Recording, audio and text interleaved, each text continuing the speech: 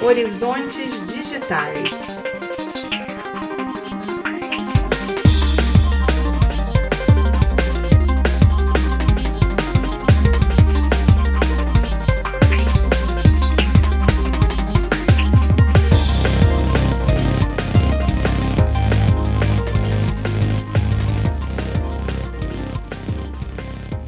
Olá, bom dia, boa tarde, boa noite. Este é o episódio número 16 do podcast Horizontes Digitais, organizado pelo campus São João de Meriti do Instituto Federal do Rio de Janeiro. Nós procuramos trazer sempre discussões interessantes relacionadas ao universo das tecnologias, analisando seus impactos na vida das pessoas e na sociedade como um todo. Eu sou o professor Gilvan Vilarim, estou aqui mais uma vez com meu colega, professor Alberto Alvadia. Oi, Alberto, tudo bem? Boa noite, Gilvan. Boa noite, nossos ouvintes e nossas ouvintes. É um prazer estar aqui mais uma vez para um episódio de Horizontes Digitais.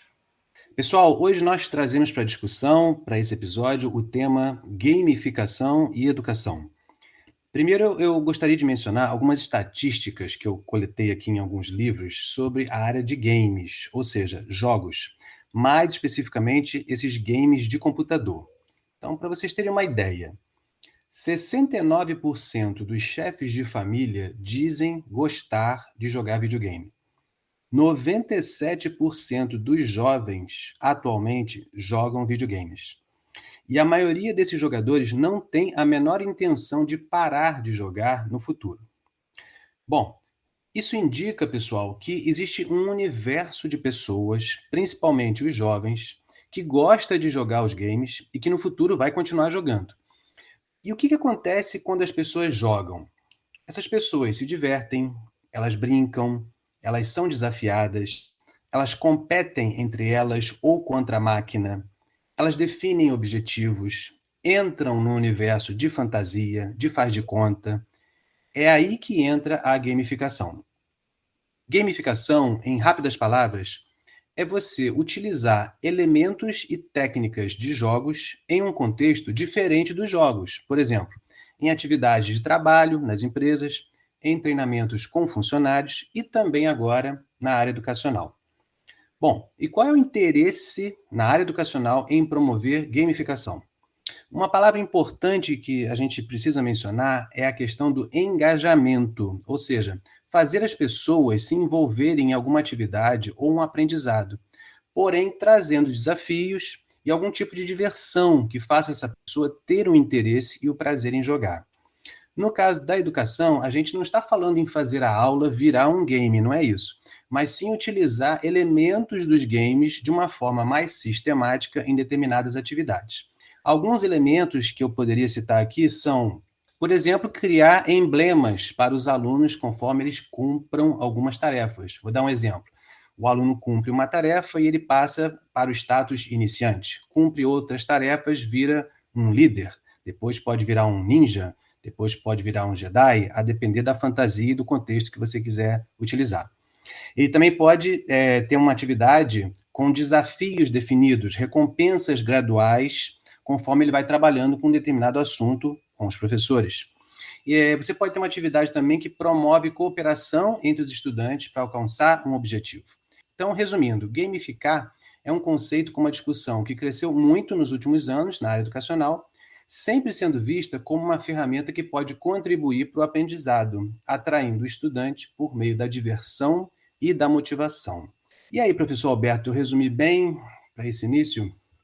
Sim, Gilvan, você trouxe os principais elementos, né, da gamificação, trouxe a definição do conceito, né, enquanto uso de elementos de jogos nos processos de aprendizagem, né, é uma ferramenta que tem sido usada na pedagogia, né, a partir da incorporação do que a gente chama de gadgets, né, que é uma palavra em inglês para traduzir eletrônicos portáteis. A gente pode pensar em celulares, pequenos notebooks, tablets, né, telefones hoje em dia mais modernos conectados à internet, né, sempre tentando potencializar esses elementos para a realização do trabalho pedagógico, do trabalho de ensino-aprendizagem. Eu vou até aproveitar e vou trazer aqui para os nossos ouvintes um exemplo legal que sempre me vem à cabeça quando eu penso em gamificação. É um site que eu acho que quem viaja conhece bastante, chamado TripAdvisor. Qual é a situação do TripAdvisor? Você, dentro do site, pode fazer pesquisas de hotéis, atrações turísticas, locais legais para conhecer, restaurantes. Mas, além disso, quando você é um usuário cadastrado, conforme você vai contribuindo para esse site com avaliações, com opiniões, o TripAdvisor vai te oferecendo selos, digamos assim. Selos que vão fazendo você, como usuário, mudar de patamar dentro da plataforma. Então, você pode começar como um viajante na categoria iniciante, depois de muitas avaliações, você pode virar um expert. Se você decide avaliar muitos restaurantes, você pode passar a ser um especialista em restaurantes. Se você contribui com muitas fotografias, você pode se tornar um fotógrafo especialista dentro do TripAdvisor.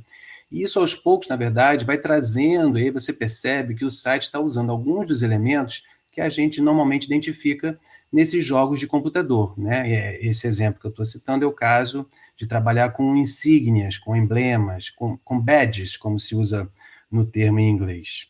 E um outro exemplo assim que me vem à cabeça, que na verdade é de outra época, mas eu sei que é utilizado até hoje na área educacional, é quando a gente imagina lá na época do ensino fundamental a tia Juju.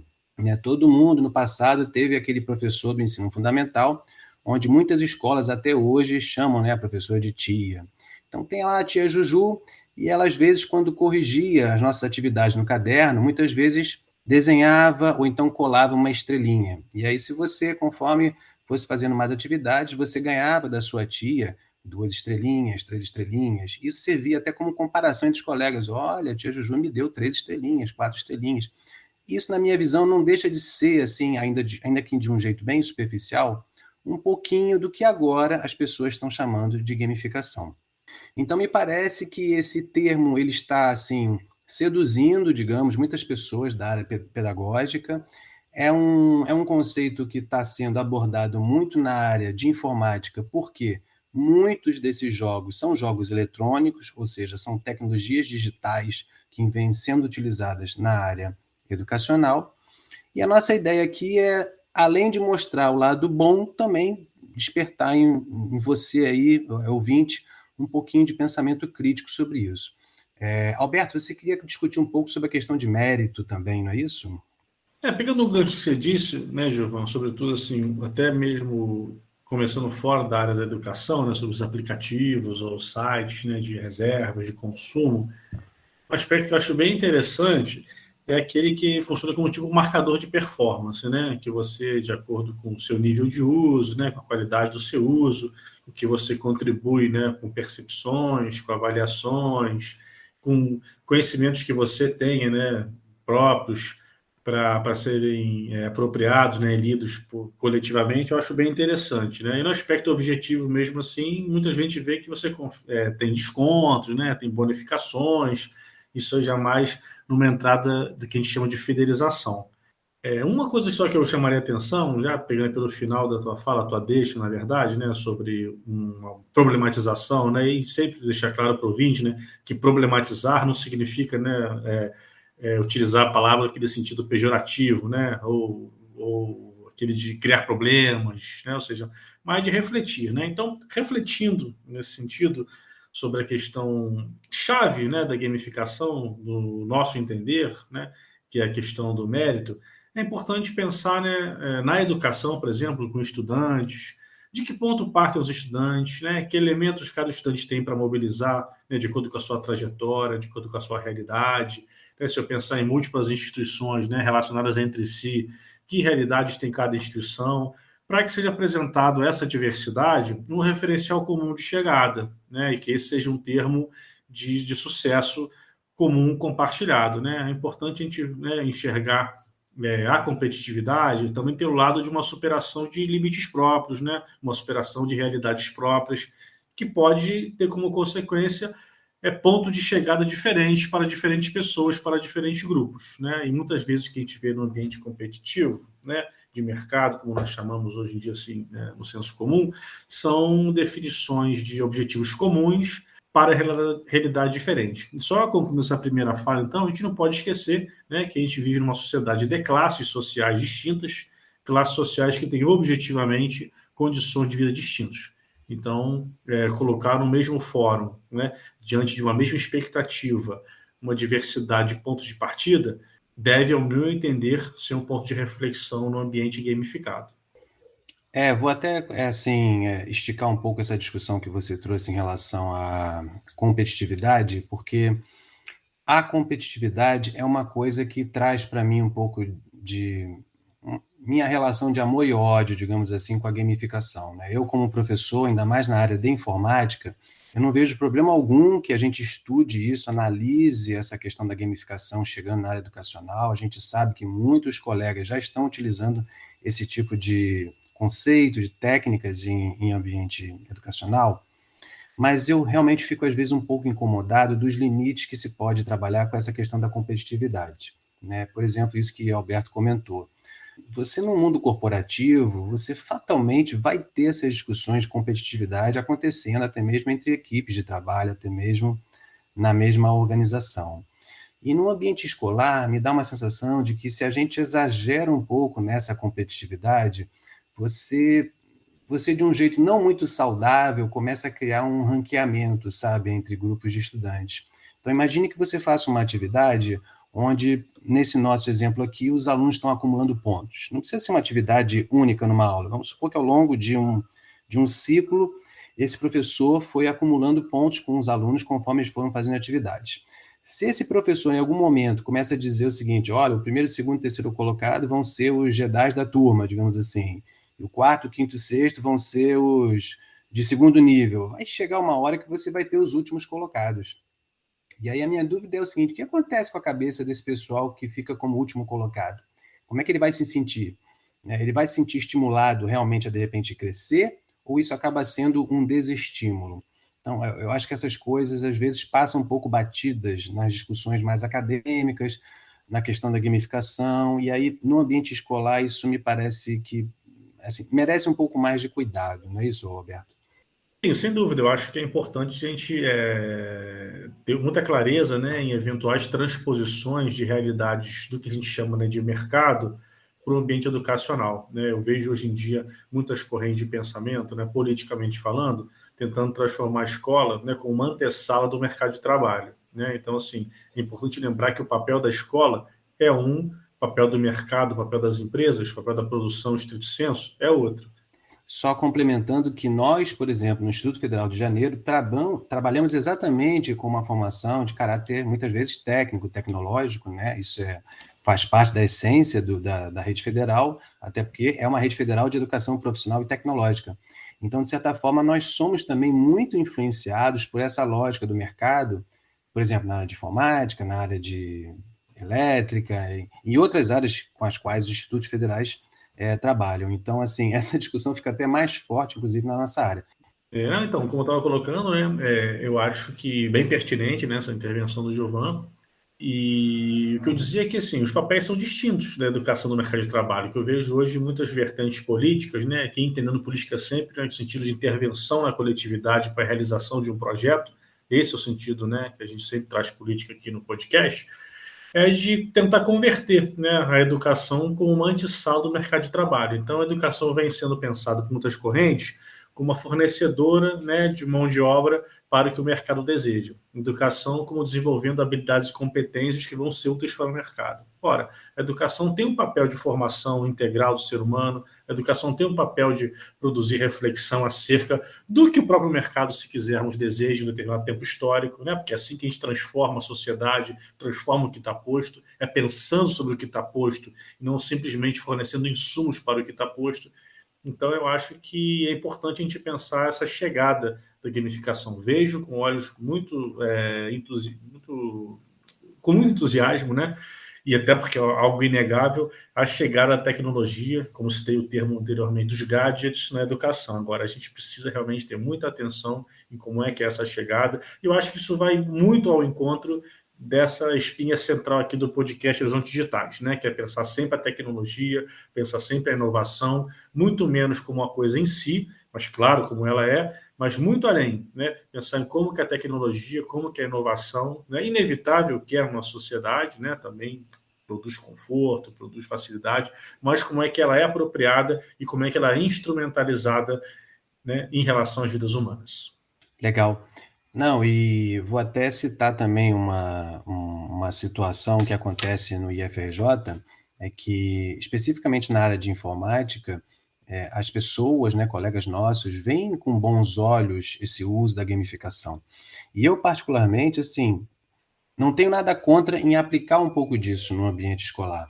Eu acho que, no mínimo, os professores que pensam em gamificar, né, como se diz agora, determinadas atividades, isso não precisa acontecer para uma disciplina inteira. Esse professor ele está com muito boa vontade, imaginando que ele está criando algum modelo de trabalho que vai atrair mais estudantes para conhecer assuntos das suas áreas, das suas disciplinas. Então, por conta disso, a gente já sabe todo o lado bom e é essa literatura que está ficando mais comum por aí sobre o uso da gamificação. E a gente aqui está cutucando um pouco aí a cabeça do ouvinte para pensar que, além desse lado todo bom, é preciso um pouquinho de pensamento crítico de aonde se pode chegar, do ponto de vista político, do ponto de vista social, do ponto de vista da realidade dos estudantes, de escolas com modelos diferentes. Vamos pensar num outro exemplo. Imagine que você tem um professor que quer fazer uma atividade muito legal, de repente, utilizando um aplicativo de celular, e esse aplicativo trabalha com técnicas de gamificação. Bom, e aí se você vai trabalhar com o celular em sala de aula, o que acontece com um aluno que, de repente, tem um modelo de celular onde o aplicativo não vai funcionar? Ou pior, o aluno não tem celular, né? Nós passamos por essa realidade também no Instituto Federal do Rio de Janeiro. E aí, o que acontece com esse aluno? Você vai ter um plano B para esse aluno, ele vai ser integrado na mesma atividade ou não vai? Vai haver uma inclusão digital, digamos assim, naquele momento ou não? Então, existem algumas coisinhas que, assim, a literatura é totalmente favorável, ela passa um pouco por cima, porque não é a intenção dessa literatura provocar essa discussão, esse espírito crítico, digamos. Né? Então, eu acho que a gente aqui está fazendo um esforço tentar balancear aí na sua cabeça, meu caro ouvinte, que as duas coisas existem por aí, principalmente na área educacional. Eu acho que a área educacional, ela muitas vezes trata determinados assuntos de um jeito muito naturalizado, por ser uma discussão que envolve tecnologia, e a gente da área tecnológica tem uma tendência de gostar e se encantar por tecnologia, e muitas vezes a área pedagógica acaba se encantando por isso também. Né? Então, a gente percebe isso até no Instituto Federal, com colegas ou com determinados tipos de estudo.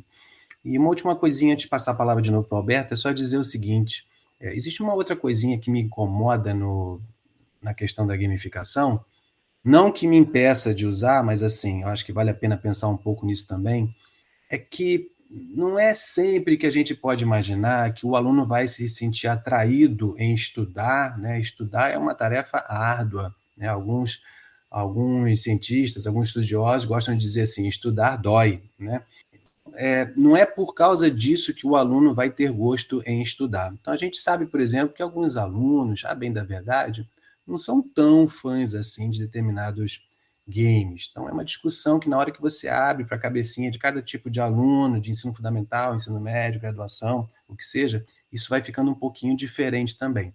Não é um assunto tão uniforme quanto se imagina, de você colocar assim, todo mundo que é jovem adora videogame. Não é bem assim. E existe um pouco do que eu chamaria assim de um certo behaviorismo na gamificação, sabe? Aquela coisa que incomoda um pouco de você imaginar que é meio que uma cultura, sabe, de adestramento. Tipo, você fez a atividade certinho, parabéns, você vai ganhar X pontinhos. Você não fez, sinto muito, você não ganhou. Que é uma coisa que aparece realmente muito nos games, né? Até porque nos games existe todo aquele esforço de prender a sua atenção em muitos estágios, né? Imagine aí na sua cabeça quantos jogos a gente tem em computador que trabalham com a lógica de estágio. Um estágio mais simples, aí você passa para o estágio 2, estágio 3, e o jogo vai te prendendo por conta desse tipo de mecanismo. Então, eu acho que a gente também tem que ter um outro olhar para esse tipo de situação, porque nem tudo na área educacional, embora haja uma literatura enorme sobre behaviorismo, né, esse comportamentalismo, digamos assim, para determinados processos de aprendizagem, mas eu acho que nem tudo funciona assim. Alberto, quer complementar alguma coisa? Assim, sim, até para já caminhar para o encerramento, Giovanni, que eu diria o seguinte, que também a gamificação, ela, não necessariamente ela utiliza jogos, aparelhos tecnológicos, né? Ela pode ser utilizada também em jogos de tabuleiro. A gente na sociologia, por exemplo, já puxando um pouco o brasa aqui para o meu lado, né, de formação. A gente tem as Olimpíadas de Sociologia, né, que já houve uma primeira edição 3 anos atrás, estamos agora, eu estou até participando do processo, fica já aqui já o anúncio, né, da segunda edição, né, que envolve jogos, né, na educação. A gente tem uma série de jogos já desenvolvidos para sociologia e para temáticas das ciências humanas, que é a área que eu posso falar com mais propriedade.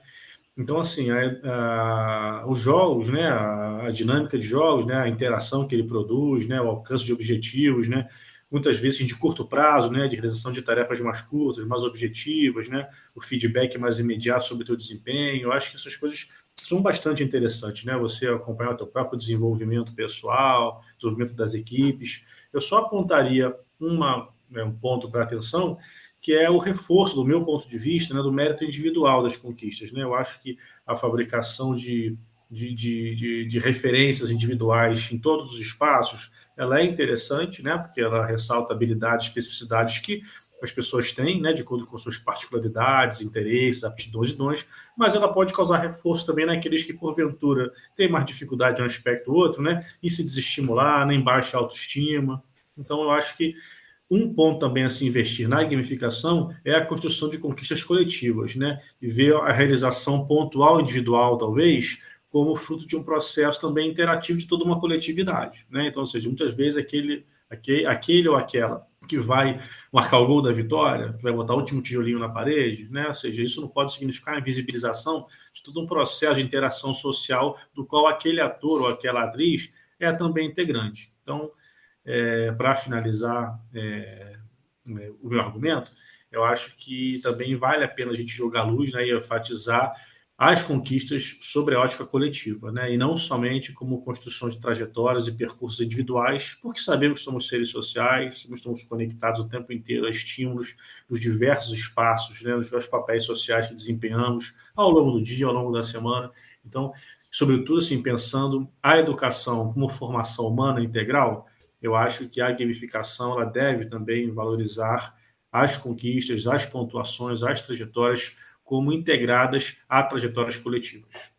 Muito bem. Eu, já caminhando realmente para o final do nosso episódio, eu vou deixar para o ouvinte aqui, né, 2 dicas para você procurar na internet. Uma dica é um site que trabalha com esse conceito de gamificação, pode ser utilizado principalmente por profissionais da área de educação, professores das mais diversas áreas.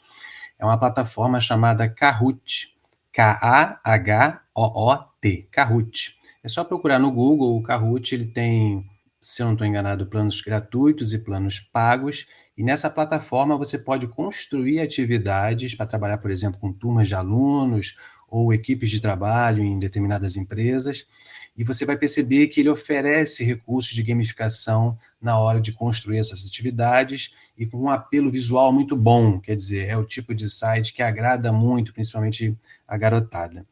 A minha segunda dica é procure no YouTube. Você vai ter que procurar em inglês, tá? Porque os vídeos vão estar em inglês na sua maioria.